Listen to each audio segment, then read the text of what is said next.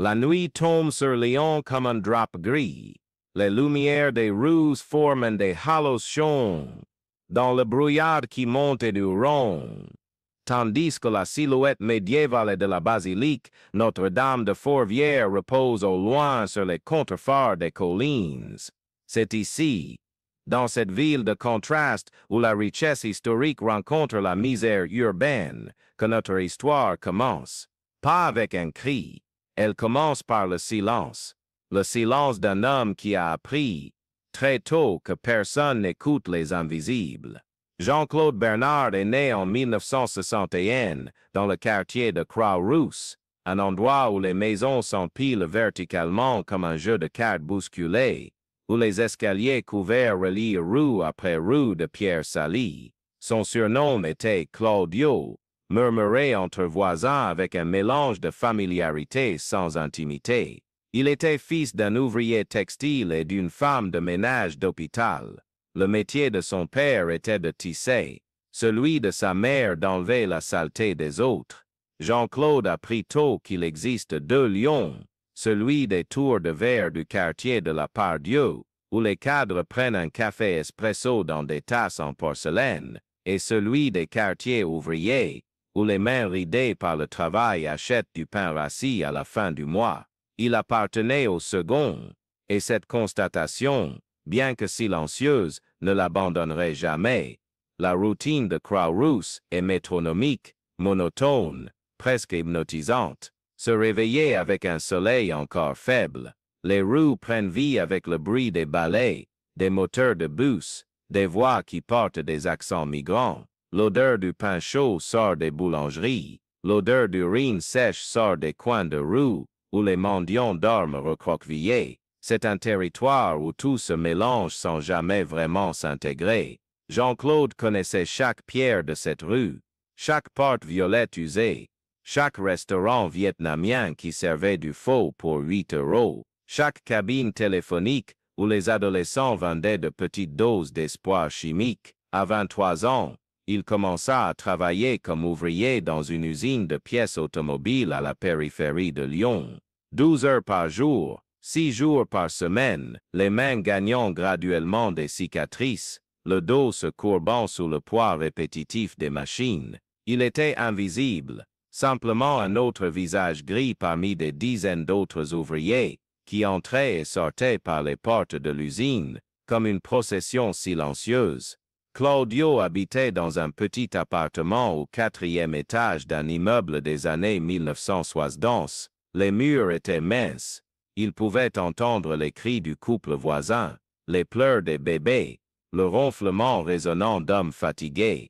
À 35 ans, encore célibataire, il avait accepté que la vie serait ceci: travail, appartement, mort. Aucune gloire, aucune marque dans le monde. Simplement un corps qui vieillirait en silence et disparaîtrait sans laisser de traces. La rue était son seul espace de liberté. Les vendredis soirs, il marchait dans les rues de Croix-Rousse, observant, toujours observant. Il connaissait chaque commerçant, chaque policier, chaque criminel qui opérait dans les ombres. Son invisibilité était un avantage. Personne ne soupçonne l'homme qui n'existe pas. L'injustice, quand elle vint, n'arriva pas comme un éclair. Elle arriva comme des gouttes de pluie constantes qui finissent par pénétrer chaque vêtement. Son jeune frère Philippe, avec seulement 17 ans, fut accusé de vol dans un magasin d'électronique en 2000. Le rapport de police fut construit sur des mensonges. La caméra de sécurité ne fonctionnait mystérieusement pas ce jour-là. Les témoins n'ont jamais été interrogés. La police locale, sous pression de chiffres et de statistiques, avait besoin d'un coupable. Philippe était un visage facile, orphelin de père, élevé par sa mère avec l'aide de Claudio. Le garçon n'avait pas une défense adéquate. L'avocat commis d'office dormait pendant la moitié du procès. Philippe fut condamné à 2 ans de prison. Quand Jean-Claude le visita à la prison de Saint-Quentin-Falavier, son frère n'était déjà plus le même. Les yeux avaient perdu quelque chose, cette brillance de possibilité que tout jeune porte. En prison, Philippe fut sexuellement abusé par un détenu. L'administration le savait, des documents internes le prouvèrent plus tard. Personne n'a rien fait, aucune enquête, aucune responsabilité. Quand Philippe sortit, 2 ans plus tard, à 19 ans, il ne retourna pas à l'appartement.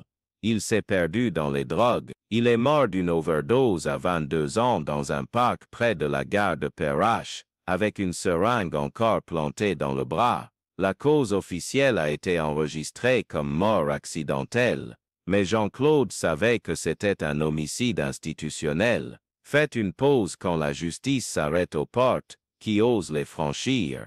Après la mort de Philippe, quelque chose changea silencieusement chez Jean-Claude. Ce n'était pas un réveil dramatique, c'était plutôt comme le réveil d'une colère contenue pendant toute une vie d'invisibilité. Il commença à porter un vieux cahier, avec une couverture en cuir usé. Sur ses pages, il écrivait des noms, des dates, des crimes non punis, le visage du détective qui avait falsifié le témoignage d'un témoin, le nom du juge qui dormait pendant le procès de son frère, l'histoire du capitaine de la prison qui protégeait les violeurs, l'adresse du commerçant qui avait reçu un pot de vin pour incriminer Philippe. La rue de Lyon devint son laboratoire d'observation. Il cartographiait les routes de la corruption comme un géographe cartographie les continents. Il identifiait les modèles.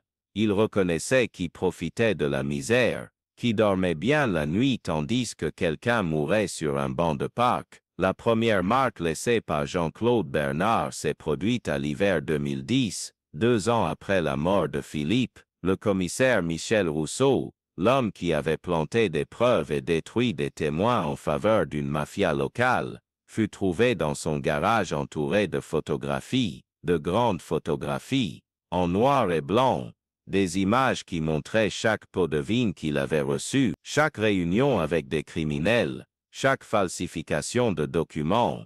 Les photos étaient fixées à sa voiture avec des messages écrits en encre rouge. La vérité ne dort pas, la mémoire ne ment pas. Rousseau n'a pas été blessé physiquement, mais son monde s'est effondré. L'enquête interne a commencé, des preuves ont été découvertes, sa carrière s'est terminée dans la disgrâce, la communauté a chuchoté. Qui a fait cela? Personne ne savait. Claudio continuait d'aller au travail, continuait d'être invisible. Le symbole de Jean-Claude Bernard naquit alors, un symbole gravé toujours au même endroit. Un cahier dessiné et une date. La signature morale disait « Mémoire pour les oubliés » ou simplement fait, l'initiale de son frère. Chaque crime non puni qu'il découvrait devint une obsession. Il n'était pas violent dans ses méthodes. Il était chirurgical. Il obtenait des documents. Il enregistrait des conversations. Il créait des dossiers. Et puis, quand le moment opportun arrivait, il exposait tout publiquement. Une fois, il mit une enveloppe anonyme dans la boîte aux lettres d'un journaliste d'investigation. Une autre fois, il colla des pages entières sur les poteaux des bus montrant des routes de trafic de drogue protégées par la police. Les autorités furent perplexes. Qui avait accès à des informations si sensibles? Comment quelqu'un pouvait-il documenter la corruption avec une telle précision? Le périple de Claudio continua pendant 4 ans. 4 ans d'activisme silencieux. La deuxième cible était l'avocat Patrice Devereaux, qui avait accepté un pot de vin pour perdre délibérément les cas de clients pauvres. Jean-Claude suivit l'homme pendant des mois. Il documenta les réunions dans les hôtels discrets. Il photographia les transferts d'argent. Quand il agit enfin, il laissa un paquet volumineux anonyme au commissariat régional. À l'intérieur se trouvaient des enregistreurs secrets, des relevés bancaires, et une note qui disait simplement « La défense n'est pas un luxe, c'est un droit volé ». Devereaux fut enquêté, condamné, son permis a été révoqué. La troisième cible était un inspecteur scolaire qui avait négligé les plaintes d'abus sexuels contre un professeur dans une école de quartier. Jean-Claude obtint tous les documents de plainte qui avaient été détruits. Il reconstitua la chronologie des abus. Il créa un dossier monumental qui fut envoyé à la télévision française. Le scandale explosa. Les parlementaires exigèrent des enquêtes. L'inspecteur fut forcé de démissionner. La quatrième cible était plus ambitieuse. Un magnate immobilier nommé François Leclerc qui gagnait des millions en expulsant les gens des habitations précaires, transformant les quartiers ouvriers en zones de copropriété de luxe. Leclerc soudoyait les fonctionnaires municipaux, falsifiait les documents d'inspection de sécurité et laissait souvent des bâtiments dans des conditions dangereuses avant les démolitions prévues. Jean-Claude découvrit que cette personne était morte dans des incendies dans des bâtiments appartenant à Leclerc. Aucune enquête pénale adéquate n'avait eu lieu. Pendant 3 ans, Claudio traça chaque crime immobilier de Leclerc. Il a interrogé les familles des victimes. Il a obtenu l'accès à des rapports d'incendie non publiés. Il a découvert que les incendies étaient prévus pour simuler des accidents, et un paysage d'assurance frauduleuse s'enroulait autour de chacun d'eux. Quand il avait assez de matériel, Jean-Claude créa quelque chose sans précédent, un dossier de 300 pages qui fut simultanément envoyé à 6 journalistes différents, 3 procureurs distincts, et la commission d'éthique parlementaire. Le scandale fut si grand que Leclerc ne put pas s'échapper. Pas cette fois, des enquêtes ont été ouvertes. Son entreprise s'est effondrée. Certains de ses complices ont été emprisonnés, mais Leclerc est mort d'une crise cardiaque avant d'être jugé. Jean-Claude a reçu la nouvelle dans son appartement sans ascenseur et a simplement continué sa routine. Travail, silence, observation. Rien n'avait changé en surface, mais la communauté le ressentait. Les voisins chuchotaient sur l'ange de la rue. Les journalistes spéculaient. Il y avait quelqu'un qui protégeait les pauvres, quelqu'un qui connaissait les secrets que les puissants désespéraient de tenir enterrés. Qui était-ce? Personne ne pouvait dire, mais tous savaient que quelque chose avait changé dans la dynamique souterraine de Lyon. Si vous nous suivez jusqu'ici et sentez que ces histoires d'injustice urbaine doivent être racontées, faites partie de ce voyage. Abonnez-vous à notre chaîne pour continuer à recevoir des récits de crimes non punis et de vérités que le système tente de cacher. Il y a de nombreuses histoires comme celle-ci qui attendent d'être révélées, des histoires d'invisibles qui osent affronter le système, des histoires de justice silencieuse. Rejoignez-nous pour découvrir comment la vérité documentée peut changer une ville entière. La communauté de Croix-Rousse et les quartiers adjacents fonctionnaient comme un chœur grec classique, un chœur qui chuchote, qui spécule, qui transmet des histoires dans la rue. Les voisins de Claudio savaient qu'il y avait quelque chose de différent chez lui maintenant. Ce n'était plus l'homme invisible qui passait inaperçu, il y avait un mystère impliqué. Une mère qui avait perdu son fils dans une mort suspecte en prison commença à le chercher. Une autre qui avait été injustement expulsée et vit son histoire apparaître dans un journal d'investigation. Il le reconnaissait dans la rue. Il ne disait rien mais le regardait différemment, avec espoir, avec peur aussi. La police locale savait qu'il y avait un activiste qui opérait. Il y avait une force invisible qui touchait les crimes non résolus. Les autorités augmentèrent la surveillance. Des caméras de sécurité supplémentaires ont été installées. Les politiciens ont fait pression sur les enquêteurs. Trouvez cet homme. Arrêtez-le.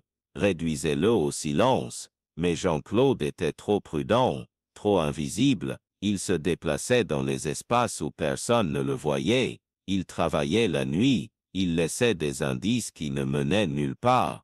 Puis vint l'accident, la chute morale que tout justicier finit par affronter. Jean-Claude avait été en train de tracer un commissaire corrompu nommé André Moreau. Il y avait assez de documentation pour la condamnation, mais quand il finit par placer un paquet devant la maison de Moreau, espérant que quelqu'un le découvrirait, quelque chose s'est mal passé. La fille de Moreau, Sophie, une enfant de 11 ans, était sortie par la porte d'entrée à ce moment précis. Elle a trébuché. Elle est tombée. Elle est tombée. Elle s'est cognée la tête sur le paquet qui avait été laissé là. C'était une chute infantile, le type qui se produit chaque jour dans chaque rue de chaque ville. mais cette chute a résulté en un hématome sous-dural. L'enfant a été hospitalisée. Elle a passé une semaine dans le coma. Quand elle s'est réveillée, elle avait partiellement perdu la vision de l'œil gauche. Jean-Claude ne le savait pas, mais quand il l'a appris, quelque chose en lui s'est fissuré. Il a paru à l'hôpital, pas pour affronter Moreau, mais pour s'asseoir silencieusement sur une chaise dure dans la salle d'attente pendant des heures, regardant le néant. Il avait blessé un enfant innocent, un enfant qui n'avait rien fait d'autre que de naître dans le mauvais corps, la mauvaise famille, le mauvais lion. La moralité qu'il avait construite autour de sa mission s'effondra. Le cahier qu'il portait commença à sembler un symbole de sa propre hypocrisie. Faites une pause et réfléchissez. La violence, même symbolique, même involontaire, marque-t-elle toujours les âmes innocentes? Pendant 2 mois, Jean-Claude s'arrêta. Il cessa de travailler. Il resta dans son appartement, les murs gris assistant à son effondrement psychologique. Sa mère, déjà âgée, le visitait inquiète. Il ne mangeait pas correctement, il ne dormait pas, le remords le consumait. Il avait franchi une ligne qu'il avait juré de ne jamais franchir. Il ne tuait pas, il n'utilisait pas la violence directe, mais sa violence indirecte avait blessé un innocent, et cela l'a fondamentalement altéré. Quand il retourna à la rue, Jean-Claude était un homme différent. Son code avait évolué. Plus jamais de cible qui pourrait avoir des membres de la famille à proximité, plus jamais d'action qui pourrait avoir des conséquences collatérales, plus jamais. La responsabilité des vies innocentes avait transformé son activisme d'une croisade personnelle en quelque chose de plus réfléchi, plus prudent, plus profondément moral. Il commença à travailler en collaboration silencieuse avec des journalistes d'investigation. Il fournissait des informations, il laissait qu'ils publient, il laissait que la machine médiatique fasse le travail lourd, parce que la vérité exposée publiquement est plus puissante que n'importe quelle action individuelle. Une journaliste nommée Isabelle Mercier devint son contact silencieux. Elle ne l'a jamais vu, jamais échangé des paroles, mais elle recevait des enveloppes anonymes contenant une documentation précise, et elle publiait. Histoire après histoire de corruption, de crimes non punis, de vies détruites par le système. Son travail a gagné des prix, mais elle savait qu'il y avait quelqu'un derrière les rideaux, alimentant la vérité. L'affrontement systémique vint quand Claudio identifia finalement la figure centrale de toute la corruption à Lyon, le maire Lambert Rousse, qui avait gouverné la ville pendant 20 ans. Cet homme était la racine. Toute la corruption se ramifiait à partir de sa machine politique, les pots de vin, les faux inculpés, les cas non enquêtés, les bâtiments dangereux, tout connecté à Rousse. Jean-Claude passa 2 ans à documenter le réseau complet, chaque connexion, chaque paiement, chaque crime autorisé du sommet. Quand il finit par avoir tout prêt, il n'a pas agi seul, il a transmis tout à Isabelle Mercier. 350 pages de corruption consolidée. La journaliste confirma chaque donnée. Elle contacta les autorités fédérales. Et puis, un dimanche de printemps en 2018, l'histoire explosa à la première page de chaque journal important de France. La machine de corruption de Lyon. Comment un maire a détruit une ville. Les images de Lambert Rousse en menottes ont été diffusées internationalement. Sa famille a fait face à des menaces, ses alliés ont disparu, des enquêtes fédérales ont été ouvertes, des procureurs de cour supérieure ont été activés. Ce n'était pas un affrontement violent, c'était quelque chose de plus puissant, l'exposition publique et inévitable de la vérité. Faites une pause et réfléchissez, la vérité n'a-t-elle besoin de violence? La vérité n'est-elle pas une arme suffisante quand elle est maniée par la lumière publique? Lambert Rousse a été condamné à 8 ans de prison, ses complices ont été poursuivis, des réformes ont été mises en œuvre. La structure de corruption qui avait paralysé Lyon a été exposée et a commencé à se désagréger comme un château de sable à marée haute. La ville a eu une nouvelle chance. Pas parfaite, les villes ne le sont jamais, mais plus honnêtes, plus responsables. Le changement a été lent, mais il a été réel, et Jean-Claude Bernard, il disparut, pas de la manière que les légendes suggèrent, pas en fuyant vers un autre pays, pas en se cachant désespérément, simplement il devint ce qu'il avait toujours été, invisible. Il retourna au travail à l'usine, il continua d'aller à la maison au 4e étage, il continua de marcher dans les rues de Croix-Rousse les jours de pluie, mais quelque chose avait transformé la communauté. On savait maintenant qu'une personne, opérant dans les espaces invisibles de la ville, avait changé Lyon, pas par la force, par la patience, par la documentation, par la persistance tranquille, par le refus de laisser les crimes non punis reposer en paix. Les enfants de la rue le reconnaissaient, parfois ils le voyaient, ils ne disaient rien, ils hochaient simplement la tête légèrement comme s'ils reconnaissaient un ancêtre, une légende vivante. La légende devint plus grande que l'homme. Dans les quartiers ouvriers de Lyon, on raconte des histoires sur lui, pas des histoires de violence, des histoires de justice silencieuse, des histoires de quelqu'un qui aimait tellement son quartier qu'il ne pouvait pas permettre qu'il soit détruit par la corruption, des histoires d'un frère qui honora la mort de son frère en refusant que l'injustice ait le dernier mot. Les murs de Croix-Rousse ont graduellement gagné des inscriptions, mémoire pour les oubliés, Féché vivra en nous, la vérité ne dort pas, ce n'était pas Jean-Claude qui les écrivait, c'était la communauté, en son nom, créant des monuments d'encre contre l'amnésie institutionnelle. À 63 ans, Jean-Claude Bernard travaille toujours, il marche toujours, il observe toujours. Le cahier qu'il portait pendant des années est maintenant gardé soigneusement dans une boîte sous son lit. Il n'est pas un justicier, il ne l'a jamais vraiment été, c'était un témoin, un homme qui s'est refusé à laisser la vérité mourir, qui a compris que la vraie justice ne vient pas d'actes dramatiques, mais de documentation patiente, de refus d'oublier, de partage d'informations avec ceux qui peuvent les amplifier, de croyance que la vérité finalement trouve la lumière.